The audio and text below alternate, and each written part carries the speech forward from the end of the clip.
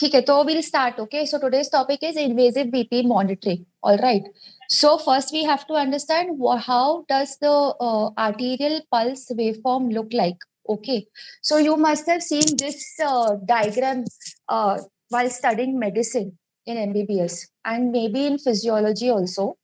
So this is the kind of the waveform that we get to see when we do invasive BP monitoring. Okay, so can you see along the vertical axis you are having the BP readings, okay, and along the horizontally you're going to have the individual beat to beat BP readings will come, okay.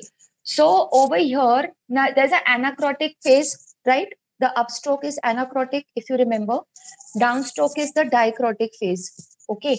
And there is a dicrotic notch, all right. So dicrotic notch, if you can see, I have shown over here in the box that this is the dicrotic notch. Okay, so this is the point where the aortic valve closes, systole will end of systole. Okay, and then diastole starts. All right, so then beyond this dicrotic notch, so beyond dicrotic notch, everything that I have striked horizontally, this is will give you the this is the diastole phase, and here the lowest point of the waveform will give you the diastolic BP.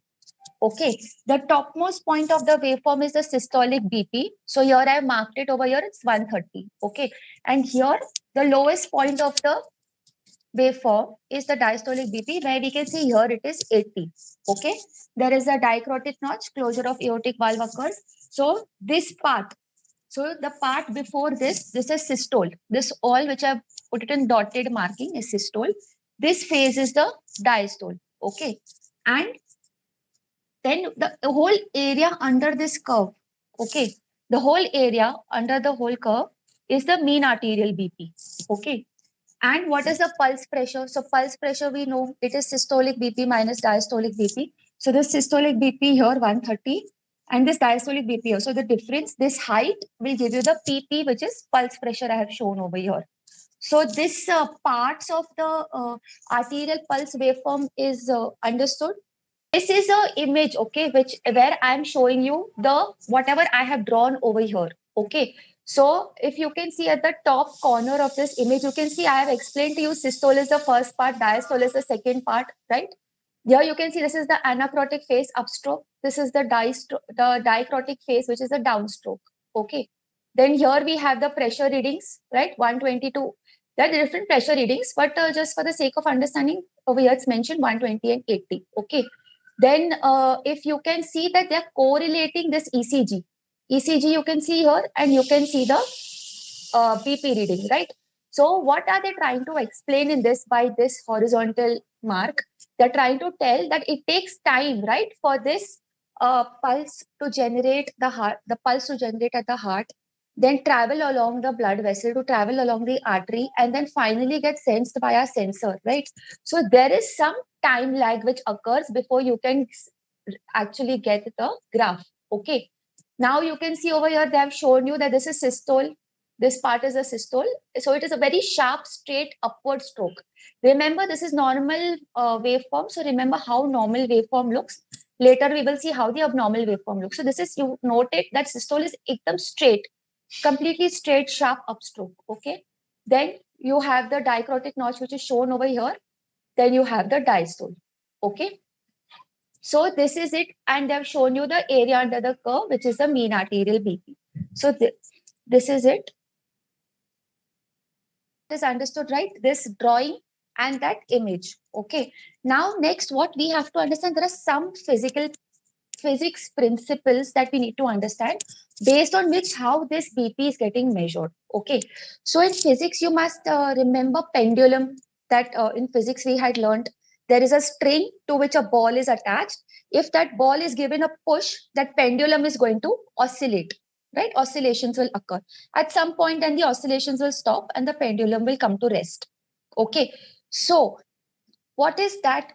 What I'm trying to explain by that, that any material, if you give it any stimulus, okay, be it a rubber band or be it anything, if you give it a stimulus, that particular material has got some natural frequency of its own. Okay. So similarly, what is natural frequency? That an oscillation will occur of that material once it is given a stimulus. Okay. So if I have given a stimulus to that pendulum is going to oscillate, okay, according to its natural frequency. So if I will show it in a graphical way, that how does oscillation look like? So oscillation looks something like this in a graphical representation. It will keep continuing the waveform, but this waveform will keep continuing if there is no resistance, right, to this whole oscillation. If no resistance is applied, it will keep continuing going on at the natural frequency of that material. Okay. So it will continue infinite. If you can see I marked over, it will continue infinite. But that's not the case, right? In reality, that's not the case. If there is any material, if it is oscillating, that material has also got, it encounters some resistance. Okay. It its oscillations gradually become damp. So by the word damp, you can understand that the oscillation which is occurring, its amplitude, which means the height at which it's oscillating. So if I tell you that pendulum is there, it's going, this much is the range. So this is the amplitude which I will show in the form of the height of the wave. But gradually what will happen, because it's exposed to so much atmosphere, so gradually the oscillation will reduce. So that means the amplitude of oscillation is gradually reduced. So that is known as damping coefficient. Okay. That there are some frictional forces which are acting on that particular material, on that particular system, which will slow down its frequency, and it will slow down and it will bring it to a stop. Okay. So then how will it will look? It will look something like this, the waveform. It won't look like this continuous. Okay. So it will reduce the amplitude and brings the system to the rest. Okay. That is what we understand by damping. So now with the arterial waveform, which we are seeing this, does this look like a simple wave like this? No, it does not, right? This is looking like a sine wave, right? It's a sinusoidal wave. It's a simple sinusoidal wave, right? Are we having a simple sinusoidal wave here? We are not. So this is known as a complex wave. This wave that we are getting physiologically, it's a complex wave. Okay. So how is this complex wave formed? Right? This complex wave is formed by multiple sinusoidal waves superimposed on one another. Okay. So not one wave is enough. You have multiple waves. They are all superimposed on one another. And then finally we get this complex wave reading, which we will see on our monitor of the screen. Okay. So that is what is this I have explained. This is known as Fourier analysis. Okay. So I will just turn the board now because I have already written it. Okay. So this thing, the IBP waveform, which I showed you right now, invasive BP waveform, is a complex waveform. Okay. This complex waveform was given by whom? It was given by Fourier. So it's known as Fourier analysis. Okay. So what Fourier told, that one simple sinusoidal wave is not enough. Okay. So what you need multiples of that sinusoidal wave. So if I am telling, now let's consider our body.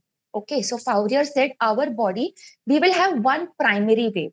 Okay, there is one primary wave which is there, which is going at that primary wave. What I'm talking, it is a fundamental wave, primary, fundamental, core, most important wave, the actual wave, the original wave. Okay, remember it like that.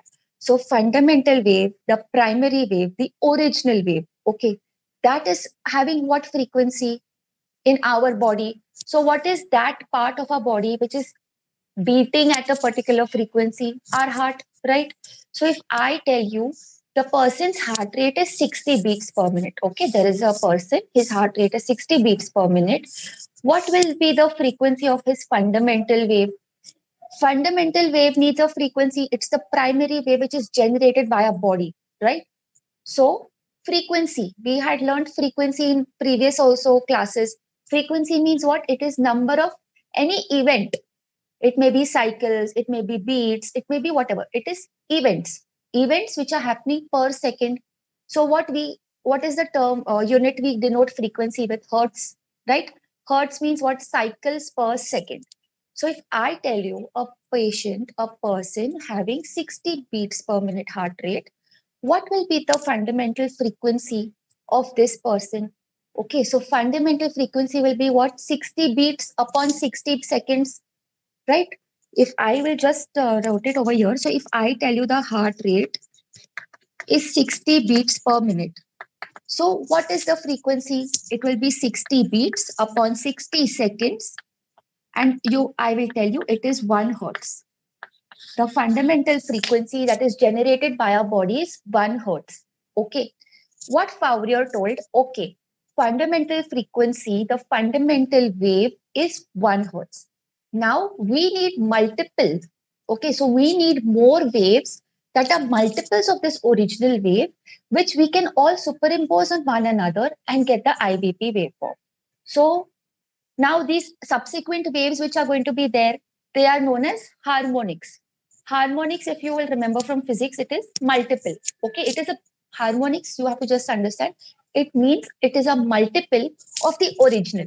Okay, it is a multiple of the fundamental frequency. Okay, so now Fourier told that you need at least certain number of harmonics. Okay, so what he said, it will be, if I tell you this is the primary wave, this is, so what will be the second harmonic of this? Into 2 hertz. Third harmonic, 1 into 3 hertz. Fourth harmonic, 4 into 1, 4 hertz. So you understand, the first primary wave is at what rate? The waveform is occurring 1 wave per second. Okay, then the second harmonic is 2 waves per second. Third harmonic is 3 waves per second. Fourth harmonic, 4 waves per second, like that. So if I have so many waveforms and if I superimpose them on one another, I will get a complex wave. Okay, that is what Fourier has explained to us. Okay, so the summation will give you IBP waveform, arterial waveform.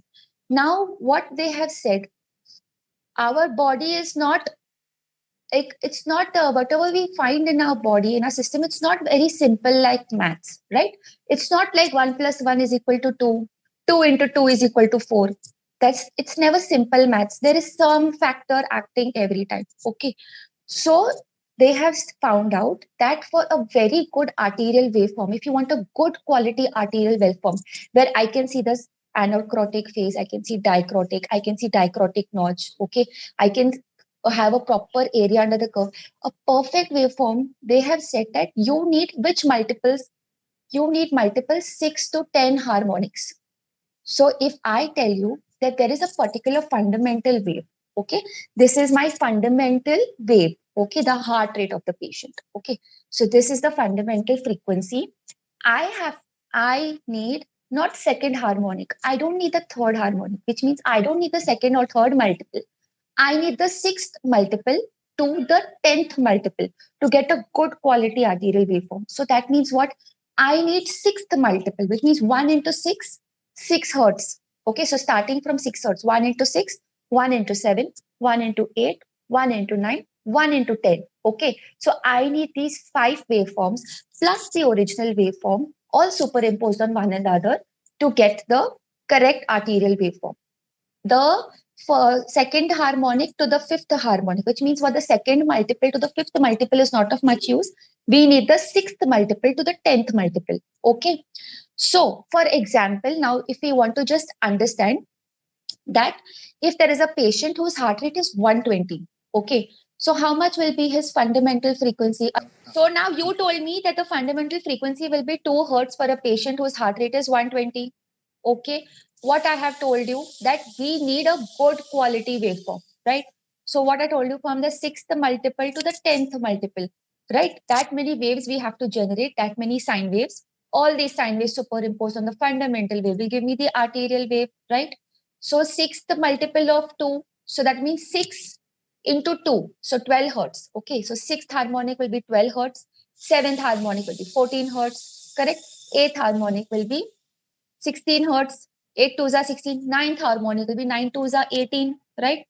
Then 10th harmonic will be 10 into 2, 20 hertz, right? So all these frequency waves are formed and they are all superimposed on one another. And then finally we'll get the complex arterial waveform. Okay. Now there is some problem of resonance. So you must have heard in physics, there is some word or term known as resonance. You must have studied in 12th. Okay. So what is resonance? So if you remember, there was one example when there are soldiers marching on a bridge And if the soldiers are told not to march in that same rhythm continuously over the bridge, they have to change the rhythm while they are marching. They cannot march at the same rhythm.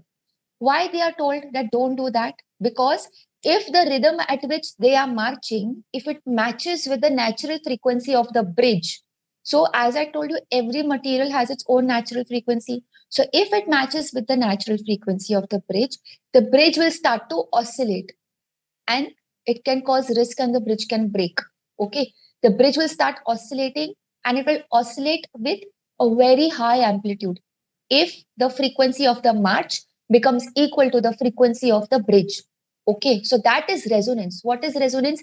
When two different materials come in contact with each other. Okay, so if suppose there is one particular material which is already having a natural frequencies of suppose 10 hertz, and then there is another material that comes in contact with this material and it's natural and it's vibrating at the rate of 10 hertz, both the materials together will cause a very high amplitude oscillation, very high amplitude.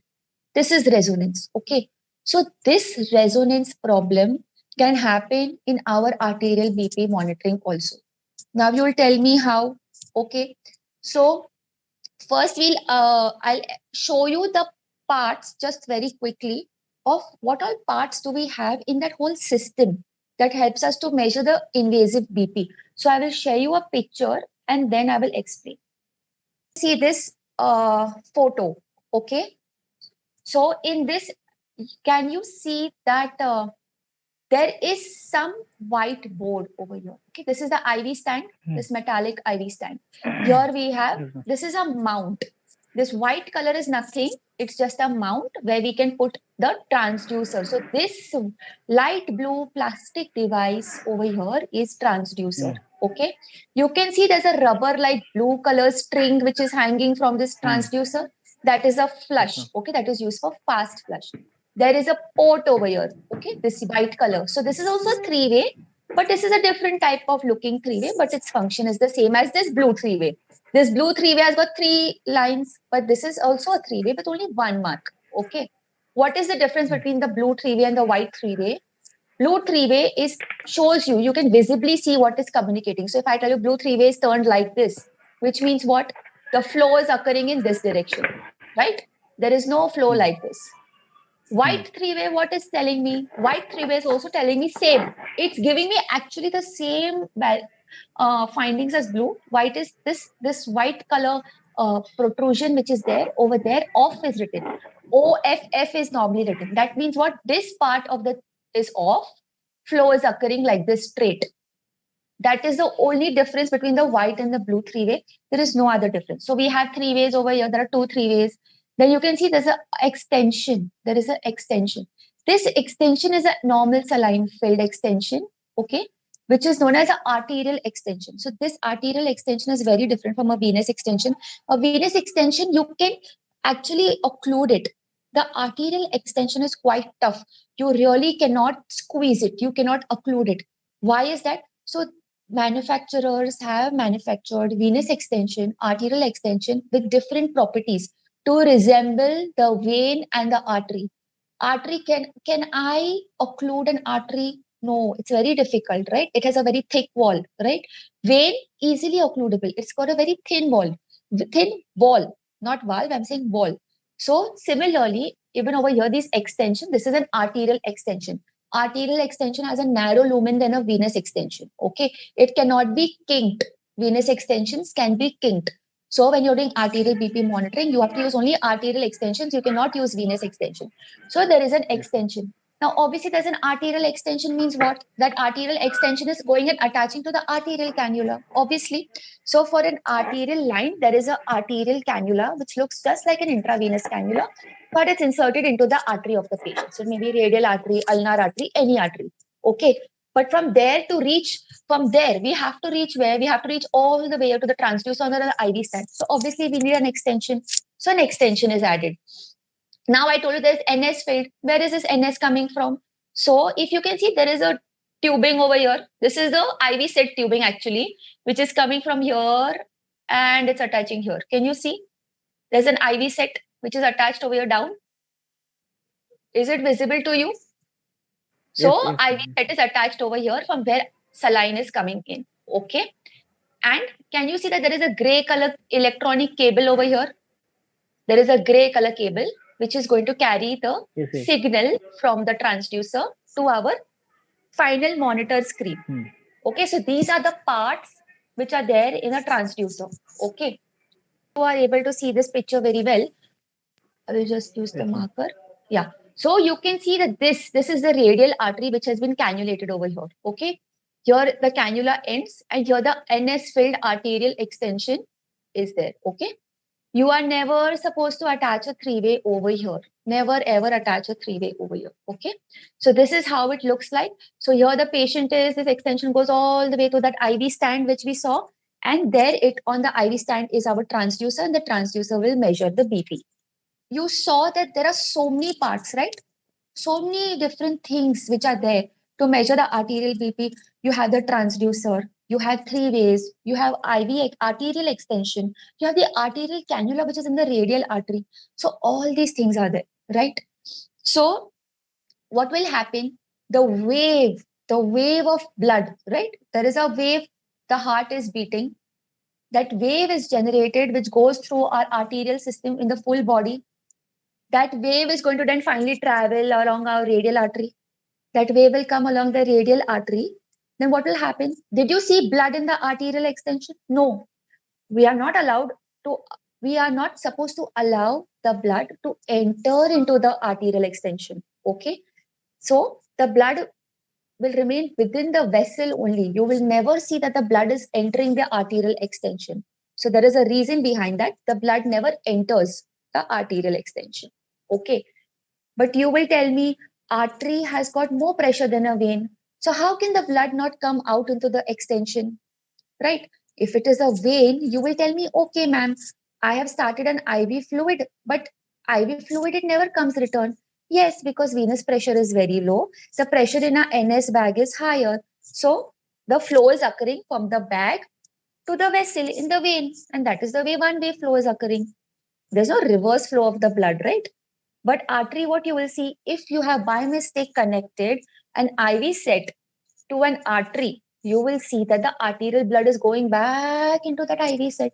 It's going in that. If you have by mistake while doing IJV, you have punctured carotid and you find that the blood is going back into the IV set, you know, I'm in carotid, right? So why is that same thing not happening over here? So now I will tell you why that same thing is not happening over here. Is a pressure infuser bag. Okay. So if I am doing arterial BP monitoring, my 500 ml NS bottle has to be inserted into this bag. Then there's a cuff in this. There is a bladder, inflatable bladder, and you can see that there is a pressure gauge over there. So I will inflate it. I will inflate the bag. Okay. And then what will happen? I will see on that pressure gauge that, okay, the pressure of the bag is increasing. So how much pressure will I inflate this bag? It will go up to 300 mm Hg. So I will see on this pressure gauge and I will see, okay, have I reached 300 mm Hg? Okay. Then the pressure bag will be inflated. Okay. This pressurized NS bag prevents the blood from returning from the artery into the arterial extension. Okay, so that won't happen in this case. Is that understood? So now we saw that there are so many parts, right? So there is, you have the transducer, you have the three-way, you have the arterial extension. Okay, all of these are materials, and we know every material has its own natural frequency. So, if my patient's the primary wave, if my patient's fundamental wave, okay, if that wave frequency or any of my harmonics, because there are going to be certain number of harmonics, right?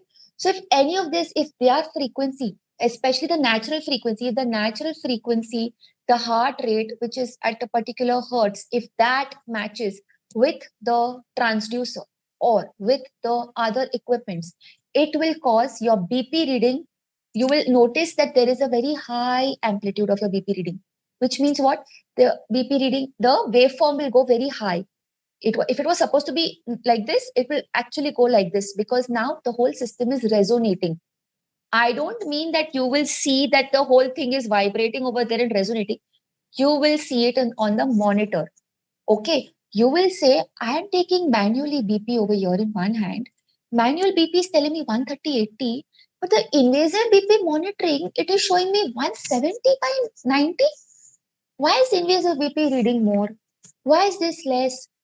So which should I rely on?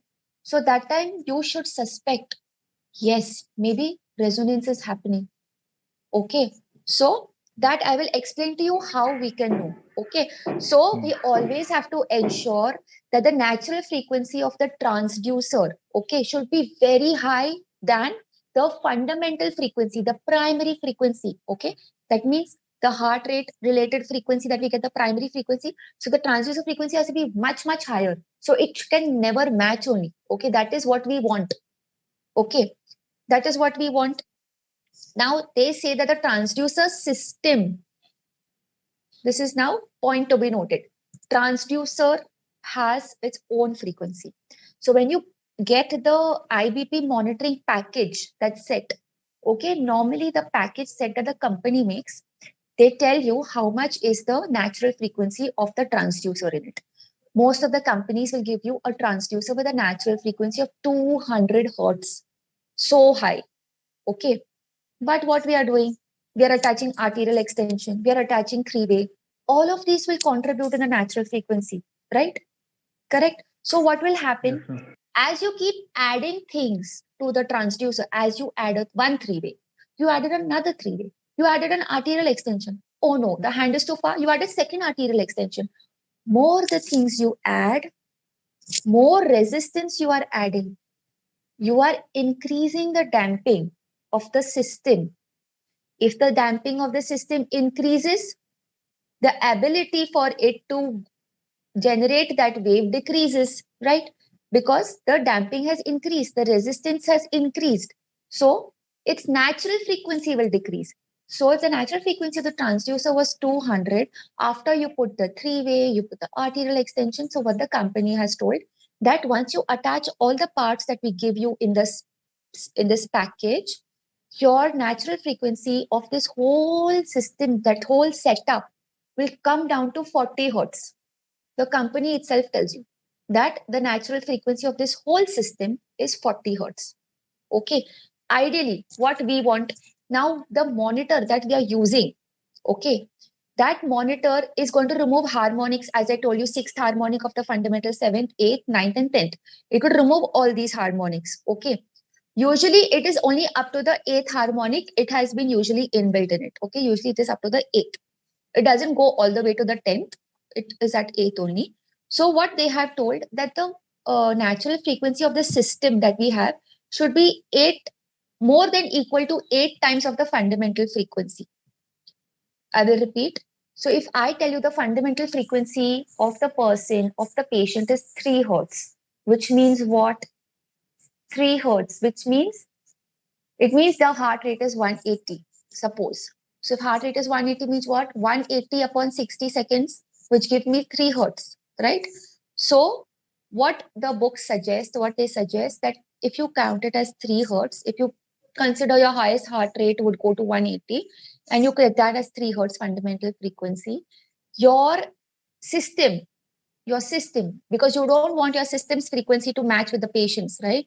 So your system's frequency should be 8 times that. So 8 threes are 24 hertz, right? So what they tell you, that your whole system's frequency should be at least 8 times of the fundamental frequency of the patient. So if my patient's heart rate is 60 beats per minute, which means what? It is 1 hertz. That means they say that your system which you're using should have a natural frequency of its own, which is more than 8 hertz into 8 times. If the patient's heart rate is around 120, that means 2 hertz, right? So they tell you that the frequency of your system, the transducer system, should be 8 times that of the fundamental. So 8 into 2 is how much? 16 hertz. So it will be more than 16 hertz. That is what they're trying to tell you, that the natural frequency of the whole system, the only aim is that we don't want it to match. If it matches, we're going to have resonance. in our readings, and our readings will not be reliable. Okay, that is it in short. Okay, so now you will tell me, okay, ma'am, you have told me transducer's frequency is 200 hertz. Company has told us.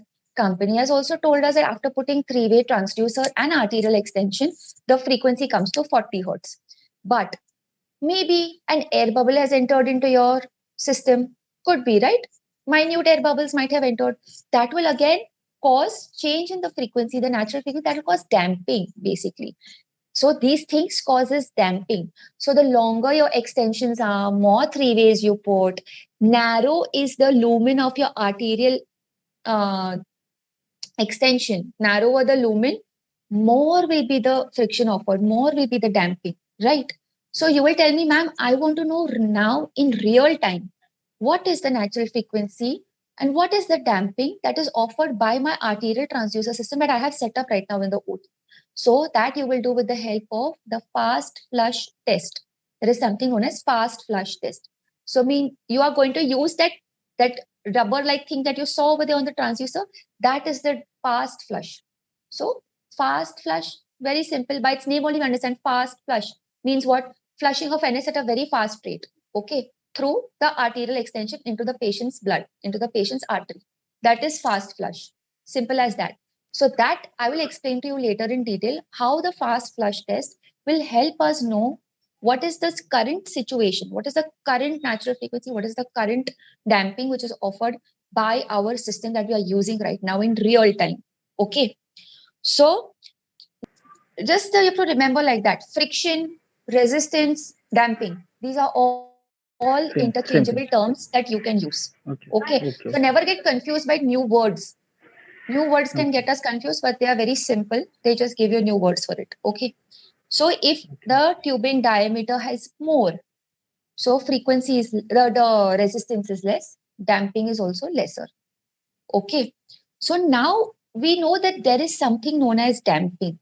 Okay. So you will tell that if we know a value that there's something known as damping, like how we know natural frequency, how much it should be, we know that. How much should be the damping? Right? So if I tell you the damping is good, this means we need some amount of damping in our system. It's not like we want a system with no damping at all. We need some amount of damping. Every system offers some amount of damping, some amount of damping coefficient. Okay. So how do we know that a system is optimally damped? Okay. There is something known as optimal damping, under damping, over damping. Optimal resistance, less resistance, more resistance. Simple. Optimal damping for our system should be between 0.64 to 0.7. Just remember this is a dimensionless number because it is damping coefficient. Okay, this is known as damping coefficient. Optimal damping coefficient should be 0.64 to 0.7. Any value, if it goes above 0.7, it is over damped. Any value that goes below 0.64 is under damped. Okay. So now I will show you how the damping is going to affect our arterial waveform. So you will understand better with the help of photo. Okay. You are able to see this picture very clearly. This picture is taken from Miller's textbook. Okay. So you will find this picture in Miller's.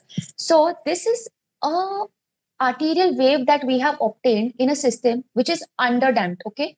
Whose underdamped means what? The absorption of the energy is lesser. Therefore, it is amplitude is much more. Okay. So if you can see here, how can I know that the system is underdamped? Okay, it's mentioned over the system is underdamped. Can you see that here? This dichrotic notch are actually in the boxes. Okay, they are not visible very well, are they? So the dichrotic is very difficult to identify. That means this system is underdamped. Okay. Additionally, you can see some kind of zigzag, like some kind of waves which are there over here. These are normally not there in any normal, it's not found in any normal arterial waveform. So when you see these kind of waves, okay, when again you see that the NIBP reading is telling you 126/63 normal reading, and the arterial is overreading 166, overreading, right? It's overshooting. So you should suspect that this system is underdamped. Okay. So this is how an underdamped system looks like. Now we will see how overdamped system looks. This is also a picture from Miller's, and you can see in Miller's it is written over here. This is over-damped system. Can you see that here the waveform has lost its normal morphology? So anytime the waveform has lost its normal morphology, you should suspect that there is some issue. Okay. You can see that here the amplitude of the wave has reduced, right? It is significantly reduced. Over there, the amplitude was too much. Here the amplitude is too less. It is under reading. It is under reading. Okay. So that means this is overly damped system. One more graph which is given in Miller's, okay, where we can understand how natural frequency and damping are related to each other. Okay, because these are the two factors which are responsible in the dynamic response of the whole system that we set up. So this is known as dynamic response of a system of the transducer catheter, of the transducer, arterial cannula, and everything, the whole system. The dynamic response is going to be determined by two factors. Okay, so these two factors, how they are related to each other, that we will see. Okay, so here can you see that there is a graph? Okay, there is this graphical representation. Vertical axis, you can see damping coefficient is mentioned 0.0, 0.2, 0.4, 0.6, 0.8, 1, 1.2 damping. Okay. Horizontal axis is giving you natural frequency. Okay. There is some initial part you can see which is unacceptable. So what is the meaning of unacceptable? That means that, and you can see the unacceptable is coming up to almost 7 hertz natural frequency. So a system with a natural frequency of 7 hertz is absolutely unacceptable. You cannot get reliable BP readings if your system is having a natural frequency of 7 hertz. Okay, so let's ignore this part. This is not useful to us.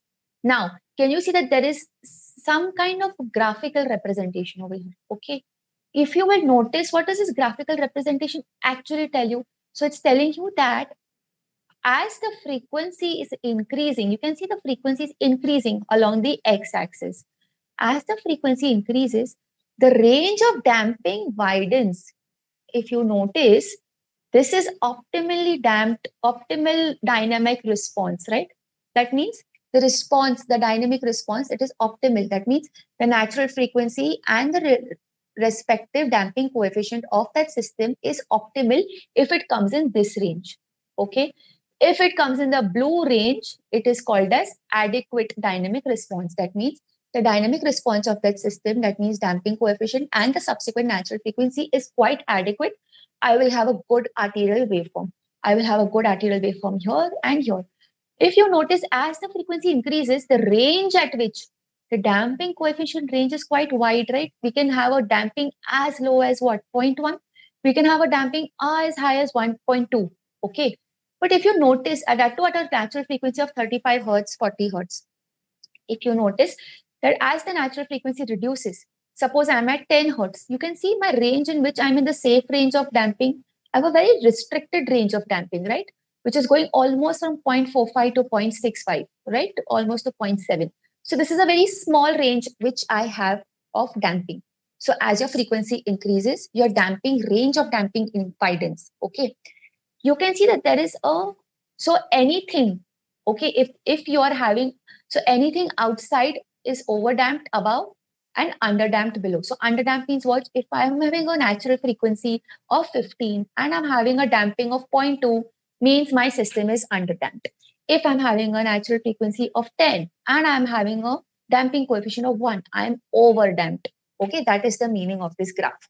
Now you can see that there is this box with like, so they have done some around, they have found out that majority of the systems that we are using come in this range. Majority of the systems that we are using in clinical practice, obviously clinical practice is way different than the ideal conditions and scenarios, right? These are all ideal conditions and scenarios. In clinical practice, we hardly get that. So this is the range usually where we find that our frequency lies and our damping lies. That is what they're trying to